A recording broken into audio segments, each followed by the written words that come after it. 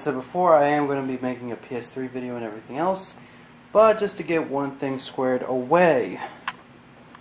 Now, I know a lot of you are going to be saying, why didn't I get a PS3 Slim or the Ultra Slim that recently came out?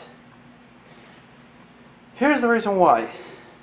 Ever since they came out with the second version of the PS3 Fat, the PS3 Slim, and the PS3 Slim, Ultra Slim, they took off 2 USB ports, the memory card readers, and backwards compatibility, which was the stupidest fucking thing they could have done. The USB ports I could have lived with, the SD card slots I could have lived with. But when it came to backwards compatibility, I just wanted to slap them across the fucking face, Sony. I know a lot of you are going to be like, oh, they just made it 10 times better and everything else. Well, I still went with the fat version, so sue me.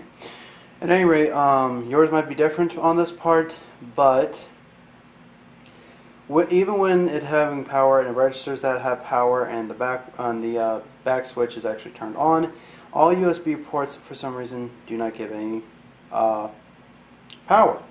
So because of that, the sensor's off even though it's plugged in. Even with the headset on, it's still flashing because it can't find its sister, which is that sensor. But as soon as you turn on your PS3 and give it a few seconds to load,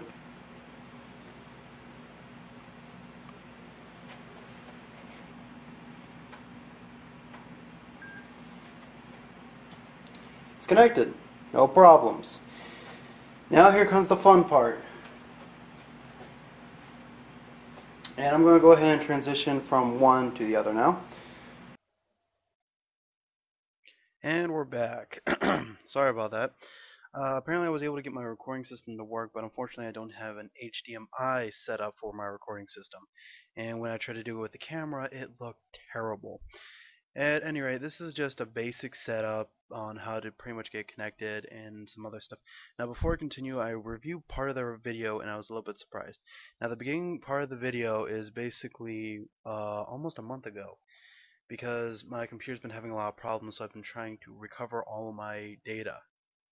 Which part of it, which would be the videos I was editing, was in the computer, and almost all of them got thrashed. So I was able to recover parts of some of it and parts of another one, so I'm having to redo it.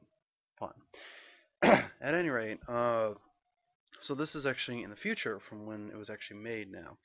But just to get things started on the way and everything else, after you've made sure that your headset is connected and that your dongle is put into your PS3.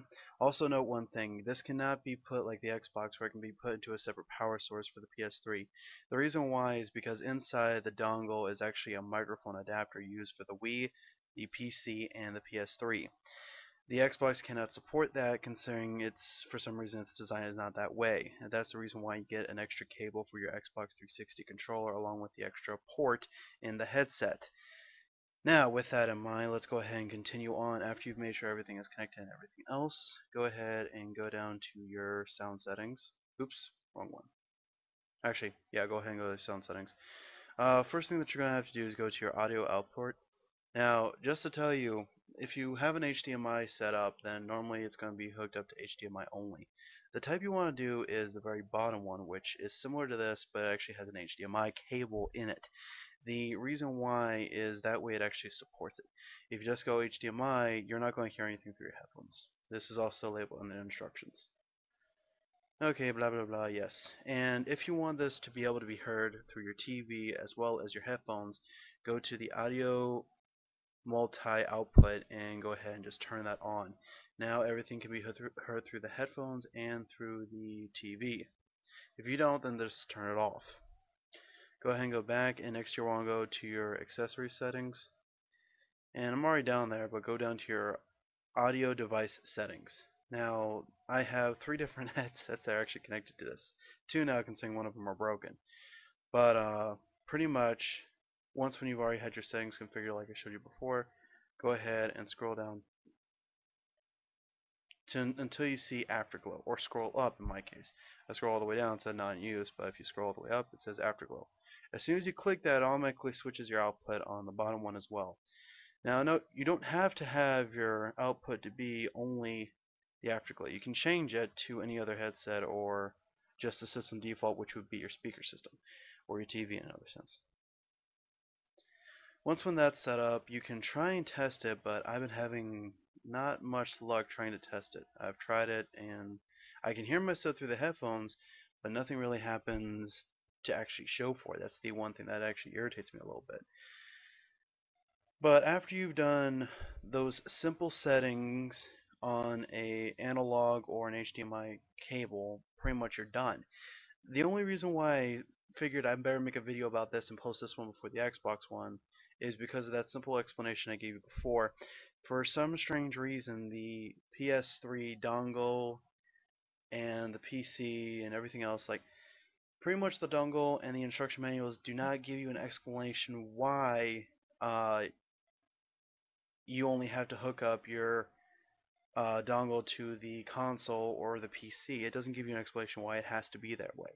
Well, and here I am to tell you why actually, because I went ahead and looked up the schematics on the device itself, and I went ahead and looked up, and sure enough, that's what it is. There is a microphone hooked up into it.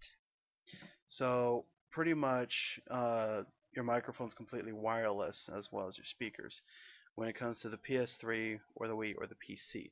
Now, yes, I am going to be doing a PC one about this as well, which is actually already done. I just really need to put the two parts together because it's a two-part one, because basically it's showing you how to set it up, and then it's also showing you how it's set up inside the computer, which I'll be using a capture card for that one as well. Cell phone's going to have to be completely redone because I went from an Android to an iPhone now, so I got to redo that. Not to mention part of it is distorted. But yeah, pretty much that's all what you really have to do. Whatever settings you have to make sure that when you go to it, sorry, wrong one. Ah, sorry about that.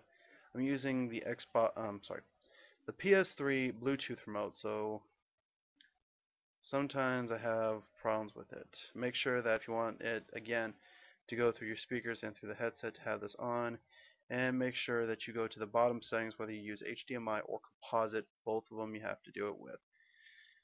Alright, this has been some Full Flame Productions, showing you just a kind of a simple thing at the same time giving you a little bit of an explanation about the headset. And I'll see you all in another one of my videos.